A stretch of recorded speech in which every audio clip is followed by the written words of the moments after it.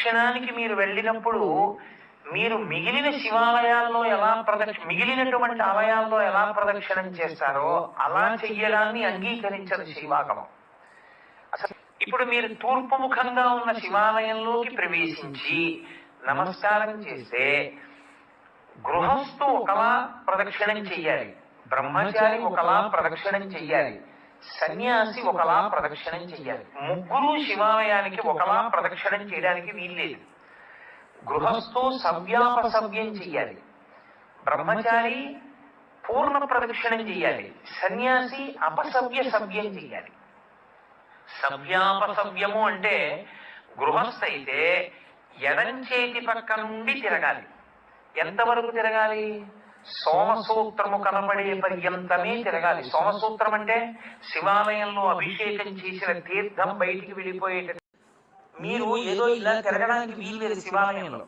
ఇప్పుడు మీరు ఇక్కడ ఉన్న శివాలయంలోకి వెళ్ళారనుకోండి, మీకు బాగా అర్థమయ్యేట్టు నేను చెప్పాలంటే మీరు లోపలికి వెళ్ళి చూడగానే చేతులు జోడించి ఓం తత్పురుష ముఖాయ నమః అనాలి. ఒకవేళ భక్తులకి ముఖాలు తెలియవేమోనని బోర్డు పెడతారు. అందుకే అసలు శివాలయంలో బోర్డు ఉండాలి, లేకపోతే మీకు ముఖాల పేర్లు ఎలా గుర్తుంటాయి? గుర్తుండవు. గుర్తుండాలి. ఉండని వాడికి సౌలభ్యం కోసం బోర్డు పెడతారు. బోర్డు పెడితే ఓం తత్పురుష ముఖాయ నమః అని నమస్కారం చేసి మెల్లగా దక్షిణానికి వెళ్ళాలి. మళ్ళీ అభిముఖంగా పై చూసి ఓం అఘోర ముఖాయ నమః అనాలి. ఎవడు అలా అంటూ ప్రదక్షిణం చేస్తూ ఉంటాడో వాడు మళ్ళీ పుట్టవలసిన అవసరం లేని రీతిలో జ్ఞానం ఇచ్చి కలుపుకుంటాడు. అందుకని దక్షిణామూర్తి ఉంటాడు దక్షిణానికి. లేకపోతే ఆయన లోకాన్నంతటిని లయం చేసి మళ్ళీ పునర్జన్మలు ఇచ్చే స్వరూపమై ఉంటాడు. అందుకే అగ్నికి అధిష్టానమై ఉంటాడు. మీరు దక్షిణాన్ని దాటి పశ్చిమానికి వచ్చారనుకోండి, శివాలయంలో ఆగమం ప్రకారం ఏమిటంటే పశ్చిమ దిక్కున సుబ్రహ్మణ్యేశ్వరుడు ఉండాలి. ఉండి పశ్చిమానికి వెళితే మళ్ళీ మీరు గుడికి ఎదురుగుండా నిలబడాలి.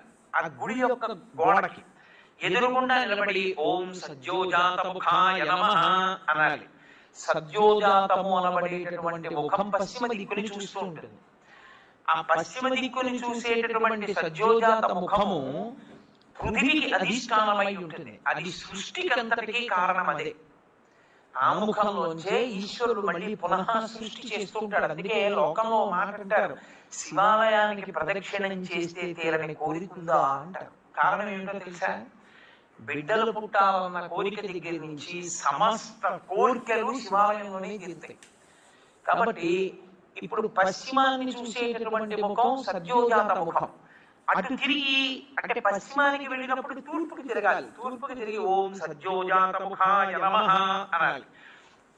సద్యోజాత ముఖమే అత్యంత శక్తివంతమైనటువంటి ముఖం. ఇప్పుడు సద్యోజాతాన్ని దాటి మళ్ళీ వెనక్కి వెళ్ళడం ప్రదక్షిణ విధి పక్కన పెట్టండి. మీరు అది దాటితే ఉత్తర దిక్కుకు వస్తారు. ఉత్తర దిక్కుకు వచ్చినప్పుడు మళ్ళీ శివాలయం గోడకి ఎదురుగుండా నిలబడాలి. నిలబడి ఓం వామదేవాయ నమః అనాలి. ఉత్తర దిక్కున ఉండేటటువంటి శివుడి ముఖాన్ని వామదేవ ముఖము అని పిలిచింది. దాని గురించి మాట్లాడుతూ మంగళాయ తనందేవం యువానమతిమంగళం ధ్యాయేత్ కల్పతరోర్మూలే సుఖాసీనం సోమయా అంటే లింగ పురాణం. ఆ ముఖము నీటి మీద అధిష్టానం కాబట్టి అది ఏం చేస్తుంటుందంటే సమస్త మంగళములను మీకు కృప చేసేటటువంటి ముఖమదే యథార్థమునకు అది విష్ణు స్వరూపం. అయితే అందరికీ నమస్కారం అయిపోతుంది. ఓం వామదేవాయ నమః అని అన్నారనుకోండి, లేకపోతే ఓం వామదేవ ముఖాయ నమః అంటే అనారోగ్యం ఉండదు. అందుకే శివాలయంలో ప్రదక్షిణాలు చేయండి అని ఎందుకంటారో తెలుసా?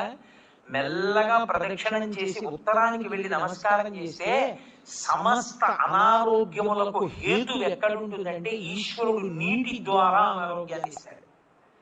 అందుకే బ్రతుకుట అంటే నీటి వలననే, భోగము నశించుట నీటి వలననే, అనారోగ్యము నీటి వలననే. లింగాన్ని చూసి బయటకు వచ్చేయకూడదు. ఒకసారి మీరు అక్కడే నిలబడి పైకి చూడాలి. చూసి ఓం ఈశానముఖాయ నమః అనాలి. దానికి పేరు ఈశానము అని పేరు, ఐదో తలకాయకి. అది ఆకాశానికి అంతటికీ అధిష్టానమై ఉంటుంది. అదే మోక్ష కారకం.